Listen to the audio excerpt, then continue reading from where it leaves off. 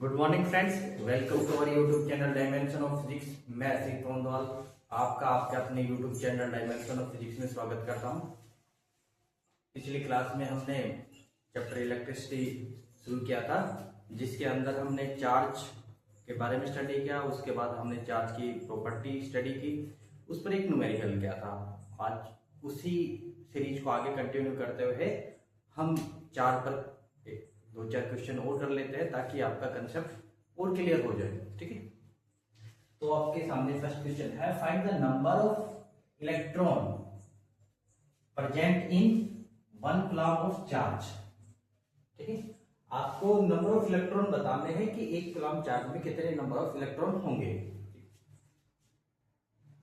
तो कैसे सोल्व करेंगे इसको? तो आप जानते हैं क्वांटाइजेशन ऑफ चार्ज का जो फॉर्मूला होता है, क्या इक्वल टू एन ई। क्या है यहाँ पे? चार्ज। एन क्या है? Number of electrons. ई क्या है? Charge on 1 electron. Charge on 1 electron कितना होता है? 1.6 इंटू 10 की पावर माइनस 19 कूलम्ब। इतना चार्ज होता है। ठीक है, अब हमें क्या बताना? Find the number of electron present in 1 coulomb charge. यानी कि 1 कूलम्ब चार्ज है, चार्ज की वैल्यू कितनी? 1 कूलम्ब। तो नंबर ऑफ इलेक्ट्रॉन बताने हैं, तो जिसमें हमारे पास 1.6 इंटू 10 की पावर माइनस 19। ठीक है, अब यहाँ n की वैल्यू निकालनी है। तो n की वैल्यू निकालने के लिए यहाँ जो भी टर्म लिखी हुई है इसको इसके नीचे निकालेंगे। ठीक, तो 1/1.6 इंटू 10 की पावर माइनस 19। ठीक, अब देखिए इसमें आपको यूज करके इसको सोल्व कर लेंगे। कैसे? n 10 की पावर माइनस 19 इसको ऊपर लेके आएंगे, 10 की पावर, अब इसमें 19 हो जाएगा। ठीक है, 1/6 यहां इसको सोल्व करेंगे 2 से 8 5। ठीक है, ये 5 क्या जाएगा? ऊपर चला जाएगा भाई 8। ठीक है, 10 की पावर 19। अब यहां से एक जीरो और लेंगे, तो 50 इंटू 10 की पावर 18 डिवाइड बाई 8। अभी 2 से जाएगा, 2 से 4 पर, और ये 25 पर। जब हम इसको सोल्व करेंगे तो n की वैल्यू कितनी आएगी? 6.25 इंटू 10 की पावर 18 नंबर ऑफ इलेक्ट्रॉन्स आएंगे। इतने नंबर ऑफ इलेक्ट्रॉन्स प्रेजेंट होंगे 1 कूलम्ब चार्ज के अंदर। ठीक है, तो देखिए, a glass rod is rubbed with silk cloth. The glass rod acquire a charge of 19.2 into 10 की power minus 19. Find the number of electrons lost by glass rod. आपको क्या बताना है? Number of electron lost by glass rod. अब इसको देखिए कैसे solve करेंगे। वही हमारे पास फॉर्मूला क्या यूज करते हो? N E. यहाँ से आपको क्या है? नंबर ऑफ इलेक्ट्रॉन निकालने हैं, एन की वैल्यू निकालनी है। एन की वैल्यू क्या होगा? ई।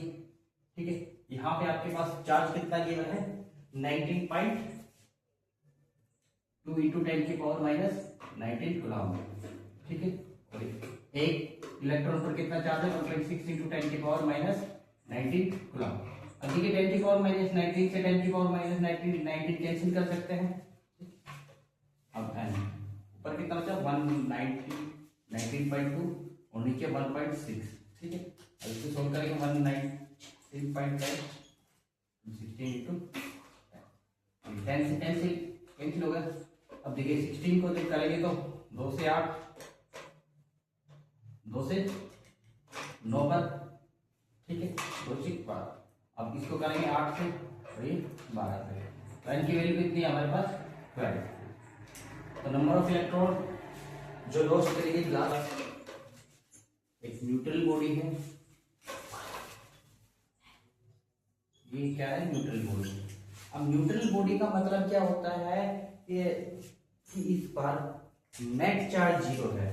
इसका मतलब ये हुआ बॉडी पर नेट चार्ज कितना है? 0 है। तो इसका मतलब ये हुआ कि हमारे पास number of positive charge is equal to the number of negative charge particle. यानी कि हमारे जितने पास पॉजिटिव चार्ज पार्टिकल है उतने क्या है हमारे पास?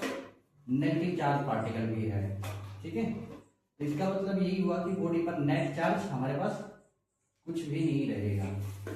न्यूट्रल बॉडी का मतलब ये होता है, अगर अब मैं इस बॉडी को क्या करना चाहता हूँ, पॉजिटिव चार्ज करना चाहता हूँ। क्या करना चाहता हूँ, पॉजिटिव चार्ज करना चाहता हूँ इस बॉडी को। तो मेरे को क्या करना पड़ेगा, तो अगर मैं इस बॉडी पर नेट चार्ज कैसा लेकर आना चाहता हूँ, पॉजिटिव नेचर का, तो मेरे को यहाँ से नंबर ऑफ इलेक्ट्रॉन्स यानी कि नेगेटिव चार्ज को क्या करना पड़ेगा, ट्रांसफर करना पड़ेगा, यानी कि ट्रांसफर ऑफ इलेक्ट्रॉन होगा, ट्रांसफर ऑफ इलेक्ट्रॉन होगा। अब हम ये जो ट्रांसफर ऑफ इलेक्ट्रॉन करेंगे ये बॉडी को देंगे या बॉडी से बाहर निकालेंगे। तो अगर हमें पॉजिटिव चार्ज बनाना है तो इस बॉडी से इलेक्ट्रॉन को बाहर निकालेंगे, यानी यहां से इलेक्ट्रॉन निकलेगा, तो रिमूव इलेक्ट्रॉन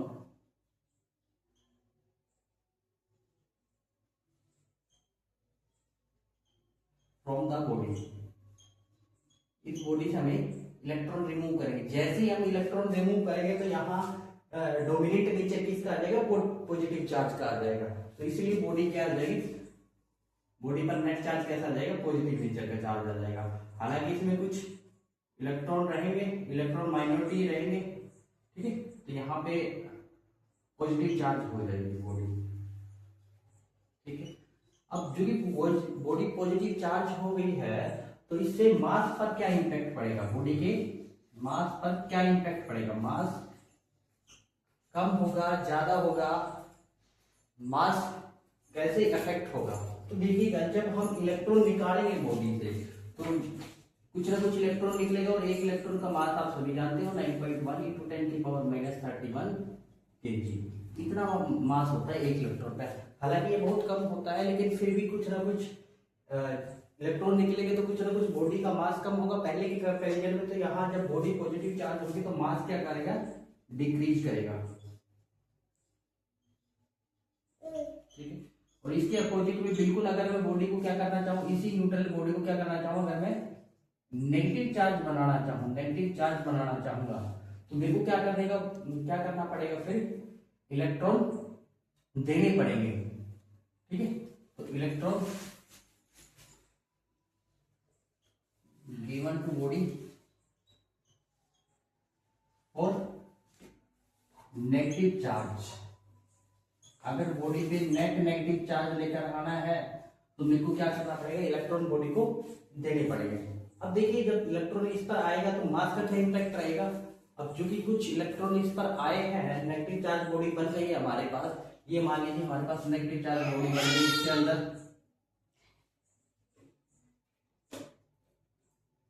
ठीक है। अब इस पे डोमिनेट किस होगा, नेगेटिव चार्ज का, ठीक।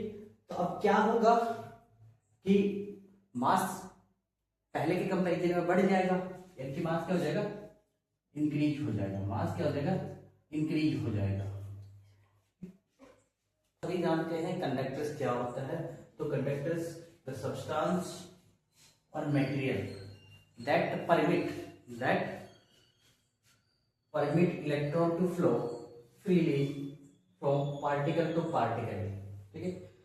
कंडक्टर्स वो सब्सटेंस या मटेरियल होते हैं जो अपने अंदर से इलेक्ट्रॉन को परमिट करते हैं फ्लो करने के लिए, जो अपने अंदर से इलेक्ट्रॉन को परमिट करते हैं फ्लो करने के लिए। इलेक्ट्रॉन क्या है, यहाँ पे चार्ज पार्टिकल है, यानी कि कंडक्टर्स वो हमारे पास मटेरियल होता है जो किसी भी चार्ज पार्टिकल को अपने अंदर से फ्लो करने के लिए अलाउ करता है।